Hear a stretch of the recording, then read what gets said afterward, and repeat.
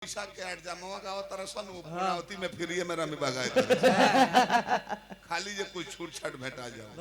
आ तू है गाओ तरह हम जन गाओ तने कोई को ब्यास के मुंह सुन ले बड़ा हम जन प्रसंग गाओ तने कोई को ब्यास के मुंह सुन ले बड़ा बबुआ कोई को नकल ना ये अपना से कुछ नया प्रसंग तैयार कर ले हम ई कोनो ब्यास के ना कैसेट में सुन ले होकबो ना कोनो ब्यास के मुंह हाथना लो बैठल बा कोनो ब्यास कोले बड़ई हमरा प्रसंग के टाइटल बा कि राम हनुमान के लड़ाई में के जीतल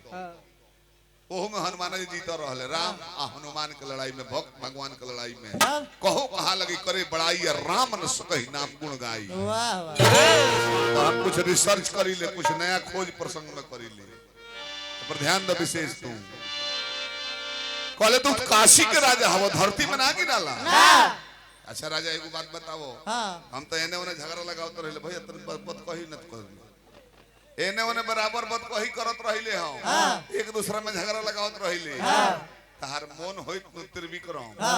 आज रामे जी के घरे झगड़ा लगोइत तू चाहबो राम जी घरे कहले कि हां बाकी तारा कुछ रोल करे के पड़ी कहले नहीं दादा ना कहले अरे रिजल्ट बढ़िया होई तारा कोनो दिक्कत ना परिणाम सुंदर होई कहले कि हमरा करे के काम बा त नारद जी राजा त्रिविक्रम से कहता कि जय ह त सबका के प्रणाम कली हो जितना राजा लो बा सबका के प्रणाम कली हो रामो जी के प्रणाम करी हो बाकी उनका बगालवा में एगो खिसिया राजपूत साधु बैठल होई राजपूत साधु जे ओकरा के राजर्षि कहल जात रहे आ ब्राह्मण जे साधु होके ओकरा के ब्रह्मर्षि कहल जात रहे ध्यान दी हेलो कहले कि राजर्षि हमें राजपूत जाति के हमें विश्वामित्र जी राम जी से नजर बचा के आ उनका के प्रणाम मत करी हो उनका एक खिसिवावे के बा तने बाएं चढ़ा लियो दाढ़ी बड़ा बड़ा सधुआई रहतर वान पर खाए रहो तो बहुत ब्यास संग घुमल बने तूफान जी बच्चा सिंह घुमल बने ये प्रसंग ईमानदारी से कहो सुन ले बनी नहीं के सुन लेनी ये है अभियंता हां ये है हमें जी सेट संग खोज राम विवाह जन कहल हो विजेंद्र गिरी के नकल ना कहल हो हमर कैसेट में बाबू सेम टू सेम अभियंता के नकल कहल हो तो गुलाब शर्मा के चला हो काहे ना गुलाब शर्मा डिजाइन कहल हम कुछ ऐसा कह दिले बनी 99% ब्यास लो हमार चुटकुला ना कहे तो पूरी पर आफत हो जाइलू हमार बात ना बोले लो तो पूरी पर आफत हो जाइलू 99% 1% छटल बालो में हम मॉडर्न युग वाला है हम गवास्कर ना है वर्तमान के तेंदुलकर है हमनी के छोरा रंडी ना चाहत नारद राजा जी से बोले अरे बचाना वाला तो जनी करी हां विश्वामित्र के प्रणामवा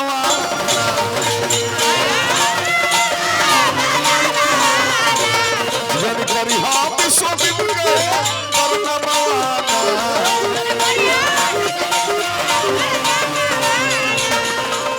सीधी नहीं खबर होगा 100 भर में इनको बढ़ा कर रखे बजट में 100 है तने और खोल कर रखा कर रखे नारद ब्रह्मचारी चल चल भारी चल चल भारी दादा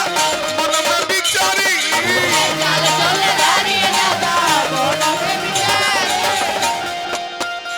ओही के जोर में दिया जो के कहले गाना वाना अरे गाना वाना रे जब करी हां विश्वामित्र के प्रणामवा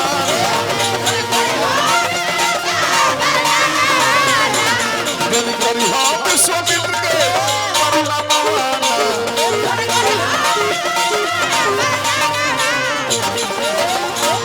नारद के सिखावल त्रिविक्रम राजा काशी नरेश गोइल है सबका का प्रणाम जी प्रणाम प्रणाम प्रणाम प्रणाम प्रणाम राम जी रघु का प्रणाम प्रणाम राम जी कुछ देखे लगले आ तले विश्वामित्र बाबा ताकत रहे कि हमरो के प्रणाम करी बाबा जी शांति वातावरण ताकत रहे कि हमरो के प्रणाम करी आ तले त्रिविक्रम तने बाएं चढ़ावले दाढ़ी बड़ा बड़ा सधुआ जाता लो दूसरा के घरे खाए खाए खाए बबुआ ओ बेरा विश्वामित्र जी ना बोलले ना भाई प्रोग्राम कितना मेहनत से जुटावल बा पैसा खर्चा करके इतना महंगा टेंट गिरा के एगो धनिको आदमी सुनत रही मर्द रही आ पीछे से गरीब के लड़का मुड़ी में ठोक के सटा मुड़ी साइड करो लौकत नहीं खे तो चाहिए तो मार के गेंग कर दे केहू ना बोली बाकी मर्दा होई मुड़ी में ठोक ले हो अरे चल प्रोग्राम खत्म हो गए तोर दवाई हम देता चल चल वो छुपा जाए कि प्रोग्राम सफल हो जाए आ एगो मऊ बैठा रही सारा बा आ पीछे से केहू मुड़ी पर ठोक दो चाहे पेट में खोद दो और ई मई रे मई नो बढ़ा के हमर अंग छील देलो आ ढेला उठा कर अब हईल मार अपना निहुर के भाग जाइए दोसर के अपन मार जमावले बावले अभी समिंद्र जी मर्दा है आदमियों मेरे कुछ ना बोल ले जब समाज उड़ सल सारी प्रजा के सामने तुम्हारे गुरु का अपमान हुआ है और तुम शांत होकर देखते रह गए। तुम किस खानदान के हो? रघुकुल खानदान में गुरु का शिकायत सुनना तक पाप है। अगर बरियार बड़ा तो जीभ कबार दो, नहीं तो जो गुरु को शिकायत करता कान मुद के कमजोर बड़ा तो जैसा हट जा। और तुमने सारा गलती बर्दाश्त कर दिया। भगवान को निकाह को हानि गुरुदेव हम कुछ नहीं जाना तो क्वेश्चन अपमान भइल बा के अपमान के लिए बोली ओकरा के दंडित करे बोला कि ना काल सूरज उगे से पहले ओकर गर्दन काट के मुड़ी हमारा लगे चाहिए। राम जी कहले कि पूरा कर देव कहले कि ऐसे ना विश्वास करो। हनुमान के ढेर माने ला तार भगत हमें हनुमान के क्रिया खा। राम जी कहले कि हनुमान के शपथ लेता नहीं कि काल सूरज उगल देखी ना भोर ही मुड़ी काट दे आ 3 गो बाण निकल ले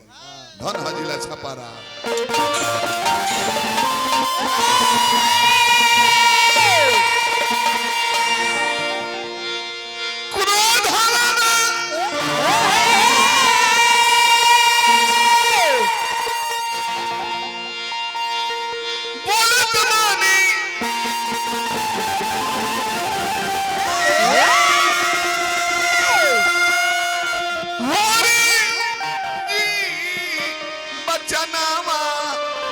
जनमा बाची नहीं 3 गो निकली ले बनवा अजनवा बाची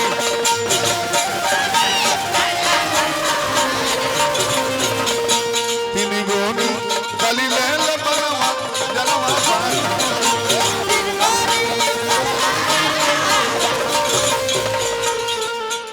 गुरुदेव रवा स्थिर रही कल के भोरहरिया देखे ना पाई देखी ना भी हनवाए गुरुजी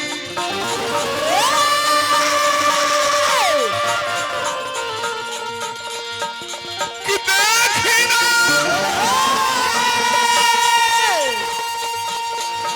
भी हनवर काटो ओ तोर करा तनावा जनवा बाची नहीं और मेरा जनवा बाची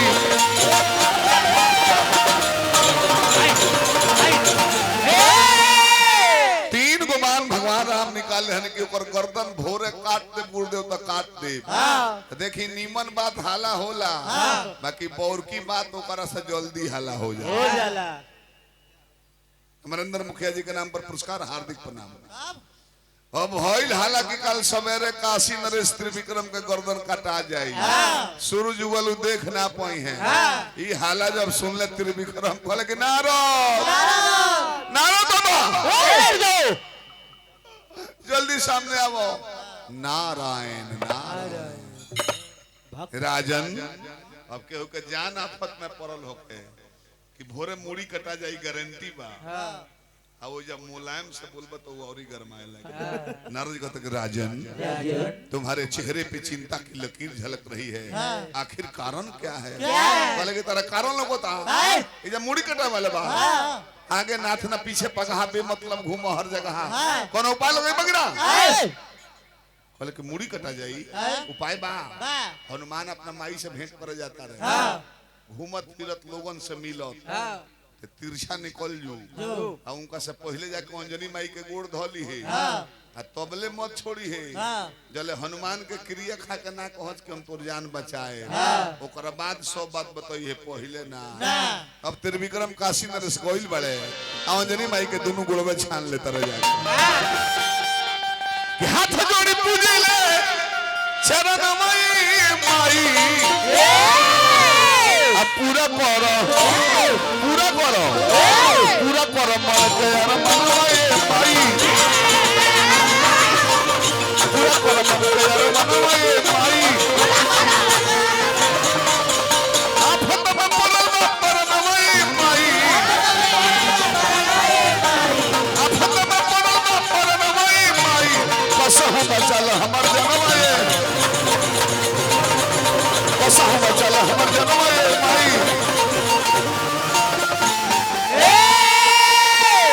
आफत में परल बा परनवाए माई